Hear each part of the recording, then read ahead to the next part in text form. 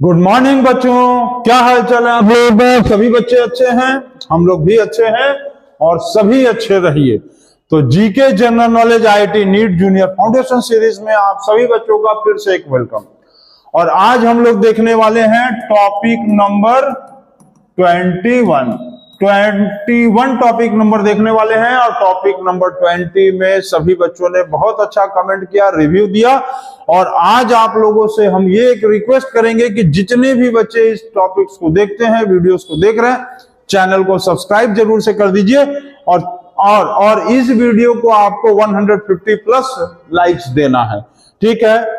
तो GK general knowledge IIT NEET junior foundation series हम लोग स्टार्ट करेंगे। और आज का हम लोग देखेंगे टॉपिक नंबर 21 टॉपिक नंबर देखने वाले हैं। और इसी के साथ हम लोग स्टार्ट करते हैं एक मैथ ट्रिक के साथ। तो आज का मैथ ट्रिक हम लोगों का क्या है कि फॉर्मूला होता है a प्लस बी का क्या, a प्लस बी का। अच्छा चलिए फॉर्मूला छोड़िए, इस तरह से आप समझिए। जैसे सर्कल दिया है, ये है एक सर्कल, इसका रेडियस, इसका सर्कल का रेडियस यदि दिया हुआ है 20% डिक्रीज हो गया, 20% क्या हो गया, डिक्रीज हो गया। तो आप हमको ये बताओ कि इसके एरिया में एरिया कितना परसेंटेज चेंज होगा, ठीक है? How much is the area, how much is the percentage change in area, percentage change in area. आप हमको ये बताओ कि इसके एरिया में कितना परसेंट चेंज होगा। तो आप सभी बच्चों को ये ट्रिक भी हम बताए हैं कि एरिया का मतलब 2 डायमेंशन, रेडियस 20% डिक्रीज हो गया। एरिया का फॉर्मूला क्या होता है, पाई आर स्क्वायर। तो आर स्क्वायर का मतलब एक बार 20% डिक्रीज हो गया मतलब -20, फिर आर स्क्वायर का मतलब 2 बार आर, फिर -20, ठीक है? 20 को आप 2 बार ले लेना, एरिया का मतलब 2 बार। तो -20 माइनस प्लस, माइनस प्लस, और 20 का 20% कितना होगा, 20 का 20% निकाल लीजिए, 4 हो गया। तो अब क्या होगा, ये हो जाएगा, ये होगा -40 और +4 इज इक्वल टू -36, मतलब 36% decrease in area, 36% decrease in area. अब इसी क्वेश्चन को, सेम क्वेश्चन को यदि आपको मान लो दे दे कि रेडियस इसका यदि 20% इंक्रीज हो गया, क्या हो गया, इंक्रीज हो गया, तब इसके एरिया में कितना परसेंट चेंज होगा, वो कैसे निकालेंगे? तो फिर वही करेंगे, रेडियस का मतलब इंक्रीज 20%, तो +20 और +20 प्लस 20 का 20% निकाल लो, 20 का 20% निकाल दिए, ये आ गया 4। तो 4 आ गया, इस 4 को इसमें प्लस कर दो, 20 + 20 + 4, 44% increase in, 44% increase in area, ठीक है? तो इसी तरह से आप हमको एक कमेंट बॉक्स में ये क्वेश्चन का आंसर बताओ कि यदि ये सर्कल दिया है, इसके रेडियस को 10% एक बार डिक्रीज कर दिया गया, क्या कर दिया गया, डिक्रीज कर दिया गया, और फिर दिया हुआ है कि रेडियस को 10% क्या कर दिया गया, इंक्रीज कर दिया गया है, इंक्रीज। तो find the percentage change in area, find the percentage change in area. आपको यह बताना है कि एरिया में कितने परसेंट का चेंज होगा। 2 कंडीशन है, फर्स्ट कंडीशन में दिया हुआ है कि रेडियस 10% डिक्रीज, और सेकंड कंडीशन में दिया है रेडियस 10% इंक्रीज। और find the percentage change in area in both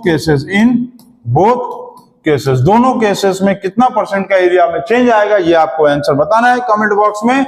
और सभी बच्चे बताएंगे। और फिर से हम बता रहे हैं कि जितने भी बच्चे हम लोग के वीडियोस को देख रहे हैं, चैनल को सब्सक्राइब जरूर करेंगे और वीडियोस को 150 प्लस नहीं 200 प्लस लाइक्स देंगे। तो आज आप लोगों को देखना है कि कितने लोग लाइक करते हैं, ठीक है? चलिए आज देखते हैं हम लोग, तो इसको नोट करिए और हम लोग स्टार्ट कर दिया जाए। हम लोग क्या देख रहे थे टॉपिक, हम लोग देख रहे थे GK general knowledge IIT NEET junior foundation series का टॉपिक नंबर 21। तो 21 नंबर का पहला क्वेश्चन आ गया। चलिए क्या है क्वेश्चन, आप पढ़िए और देखिए। व्हाट इज इंग्वेनिक्स, व्हाट इज इंग्वेनिक्स, इंग्वेनिक्स क्या होता है? तो इंग्वेनिक्स जो है एक ब्रांच ऑफ साइंस है, branch of science which deals with altering the human beings genetics, altering the human being genetics इसमें क्या होता है कि ह्यूमन बींग्स के जेनेटिक्स को बदल के नया जेनेटिक टाइप का, नया टाइप का कोई वैरायटी बनाया जाता है, ठीक है। Altering the human beings genetics. Genetics का मतलब होता है कि branch of science which deals with the genes. मतलब जैसे कि हमारा जो फेस है हमारे पापा से मिलेगा और हमारे लड़के का फेस हमसे मिलेगा, that is called as the genetic branch of science. तो जिस ब्रांच ऑफ साइंस में ह्यूमन बींग्स के जेनेटिक्स को ऑल्टर कर देंगे, मतलब थोड़ा सा चेंज करके नया टाइप का वैरायटी या स्पीशीज बना देंगे, उसी ब्रांच ऑफ साइंस को कहते हैं हम लोग यूनिक्स, ठीक है। इसको नोट करेंगे। और कमेंट बॉक्स वाले क्वेश्चन में आप हमको ये बताइए कि branch of science deals with branch of science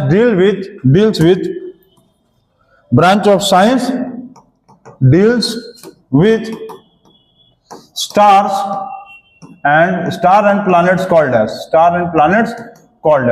ऐसा ब्रांच ऑफ साइंस जिसमें स्टार और प्लैनेट्स के बारे में पढ़ते हैं उसको हम लोग क्या बोलते हैं, कमेंट बॉक्स में ये सभी बच्चों को बताना है। तो जल्दी से नोट करिए और आगे बढ़ा जाए।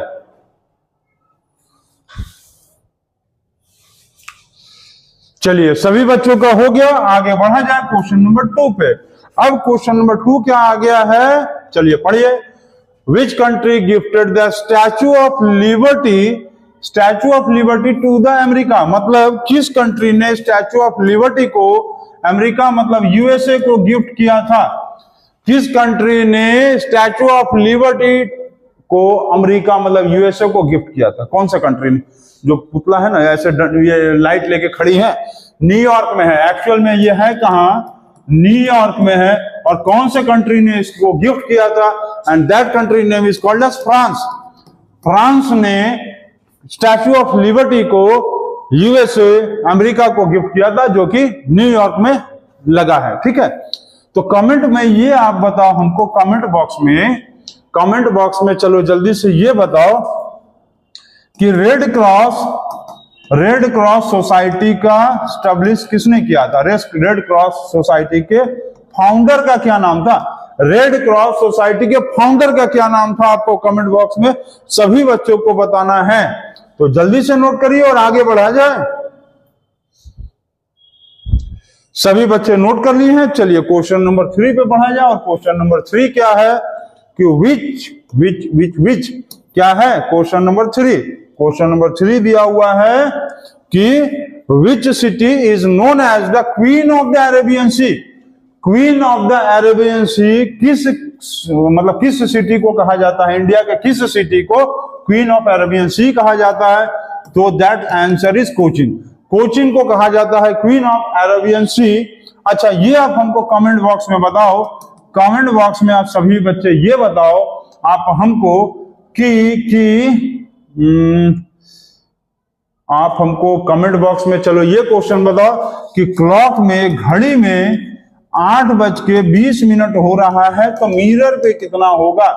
यदि सभी बच्चे ट्रिक्स वाला क्वेश्चन मैथ्स मैजिक ट्रिक देखे होंगे तो उसमें बता देंगे। घड़ी में बज रहा है 8:20, मिरर में कितना बजेगा, कमेंट बॉक्स में बताइए और जरूर से बताइए ताकि पता चले कि आप लोगों को जीके कितना आता है। और एक जो सबसे इंपॉर्टेंट चीज सभी बच्चों को हम ये कहना चाहेंगे कि कोई भी ज्ञान, कोई भी चीजें अधूरा मत लो। अधूरा ज्ञान, अधूरा नॉलेज, हमेशा अधूरा मकान हमेशा जानलेवा होता है। तो आप किसी भी चीज को लाइफ में करो, पूरा करो, नहीं तो मत करो। यदि पढ़ाई भी कर रहे हो तो पूरी तरह से करो, नहीं तो कोई फायदा नहीं है पढ़ाई करने का। लाइफ में आप कुछ नहीं कर पाओगे। तो लाइफ में यदि पढ़ाई करना है ना तो पूरी तरह से करो, 100% दो। अपना 100% दोगे तो आपको वो एक दिन आपको 100% बना के दिखाएगा। तो पढ़ाई में अपना समय दो ताकि आपसे लोग समय लें मिलने के लिए, ठीक है। तो इसको नोट करिए और आगे बढ़ा जाए क्वेश्चन नंबर 3 के बजाय क्वेश्चन नंबर 4 पे। Which is the biggest library in the world? Which is the biggest library in the world? जल्दी से बताइए तो।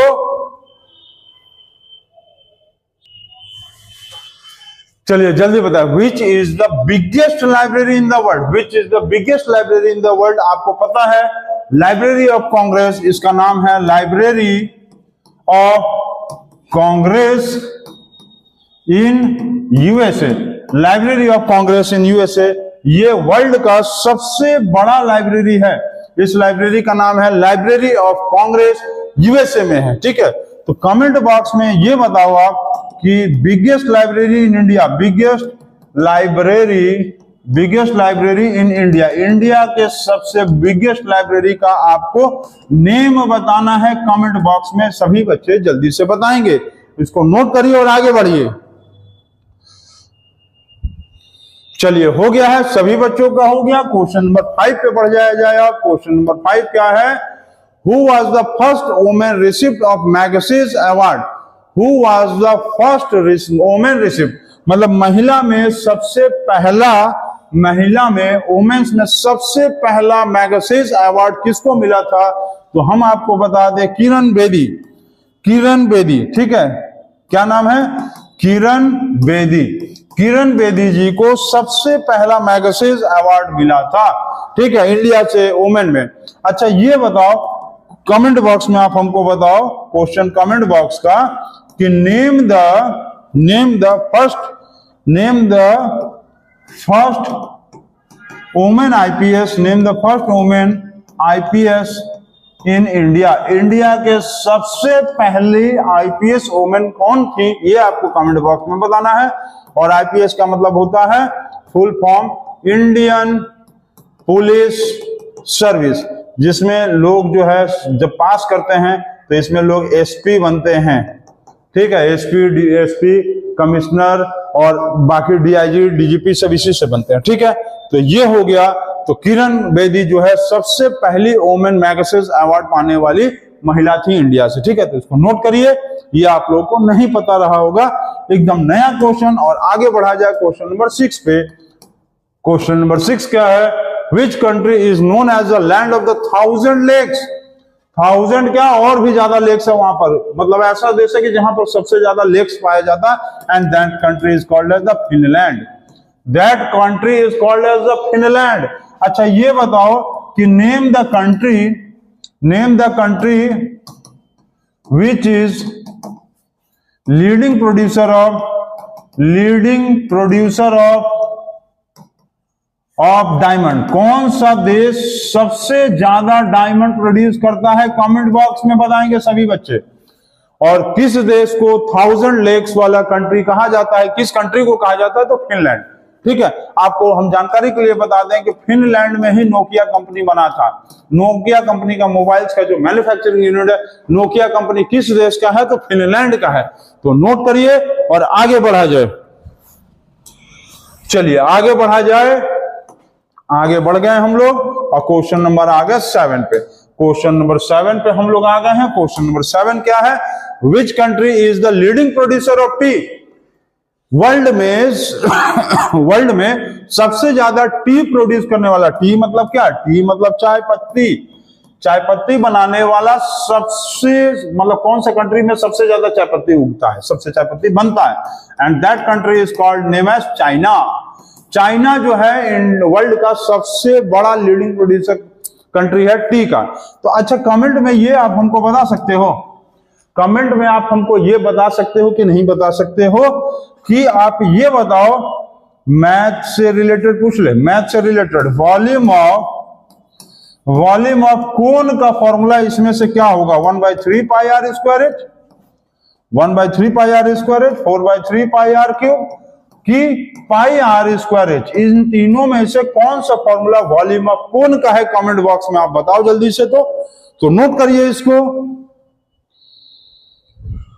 हो गया है, सभी बच्चे नोट कर रही हैं। विद इन सेकंड्स में सभी बच्चे नोट करते जा रहे हैं। हाँ, जब से हम बता दिया कि अधूरा ज्ञान अधूरा शिक्षा जानलेवा होता, तब से बच्चे पूरी तरह से पढ़ाई करना शुरू कर दिए। सारे कमेंट बॉक्स में सारे क्वेश्चन के आंसर देना शुरू कर दिए। नोट करिए इसको।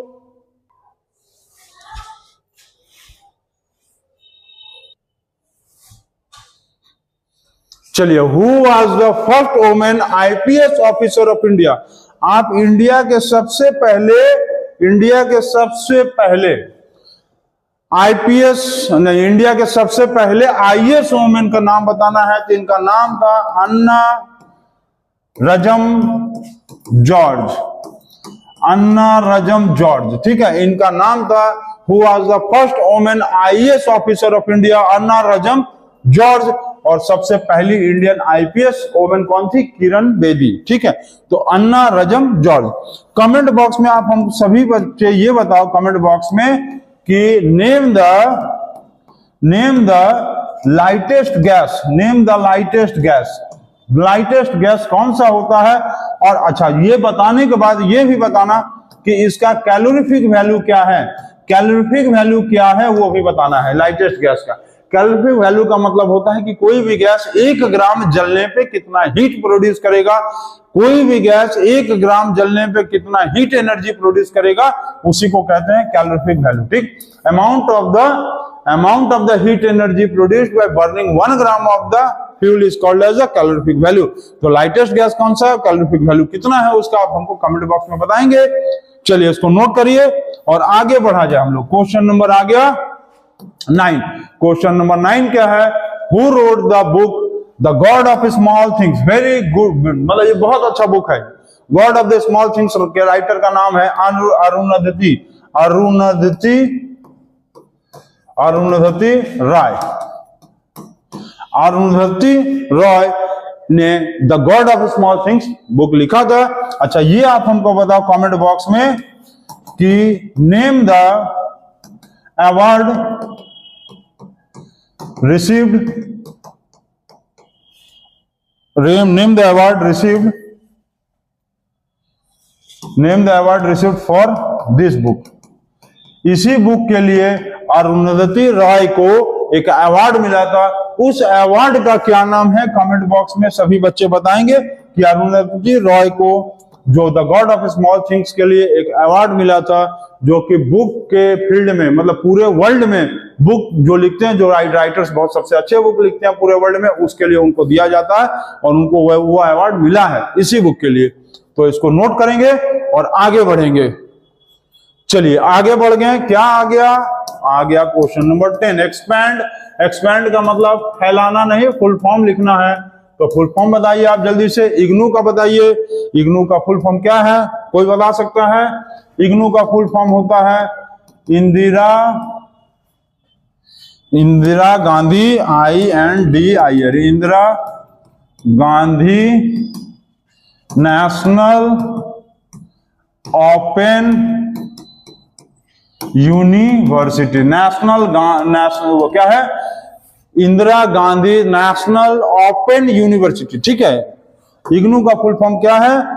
Indira Gandhi national open university. ठीक है, इसको नोट करेंगे। अच्छा, अब सभी बच्चे हमको कमेंट बॉक्स में ये बताएंगे कि JNV का फुल फॉर्म क्या है?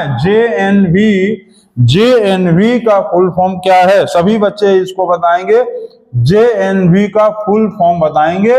और एक दूसरा चीज का फुल फॉर्म बताएंगे आप सभी बच्चे, IIT का फुल फॉर्म क्या है ये आपको बताना है। दोनों का फुल फॉर्म, JNV का फुल फॉर्म क्या है और IIT का फुल फॉर्म क्या है, इसको नोट करिए। और एक सबसे इंपॉर्टेंट चीज आपको हम बताने जा रहे हैं, इसके बाद जल्दी से नोट करिए।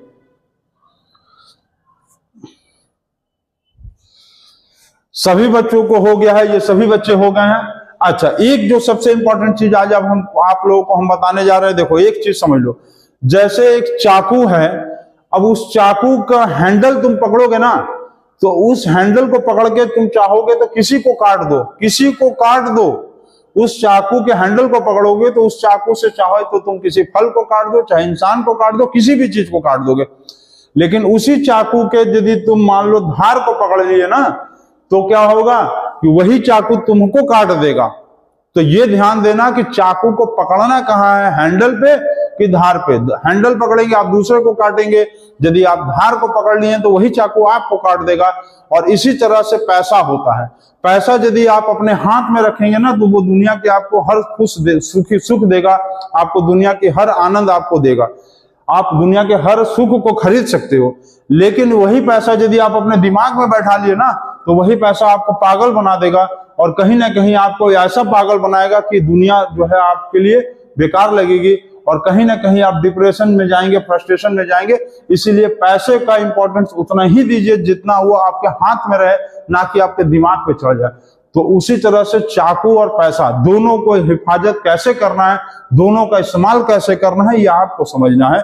उसी तरह से ज्ञान होता है, ज्ञान का इस्तेमाल सही ढंग से करेंगे ना तो आप एकदम ऊपर टॉप लेवल पे पहुंच जाएंगे, और ज्ञान का यदि गलत इस्तेमाल करेंगे तो कहीं ना कहीं आप एकदम नीचे चले जाएंगे। तो ज्ञान भी लेना और देना किससे है और किसको देना है, ये सबसे इंपॉर्टेंट चीज है, और इसी के सोच के ज्ञान लेना और देना भी चाहिए। तो इसीलिए आज ये बच्चों को आजकल हम बोलते हैं कि कोचिंग्स में पढ़ो, बिल्कुल पढ़ना चाहिए कोचिंग्स में, लेकिन कोचिंग में पढ़ने के पहले ये भी ध्यान दो कि जिस कोचिंग में हम पढ़ रहे हैं वो कोचिंग का टीचर हमारे लायक है कि नहीं, क्या वो हमको सही ज्ञान दे रहा है, क्या हमको वो अधूरा ज्ञान तो नहीं दे रहा है, क्योंकि कहीं ना कहीं अधूरा ज्ञान जानलेवा होता है। तो इस चीजों पे ध्यान दीजिएगा, और इस वीडियो को आप लोगों को 150 नहीं 200+ लाइक्स देना है। तो thank you and take care.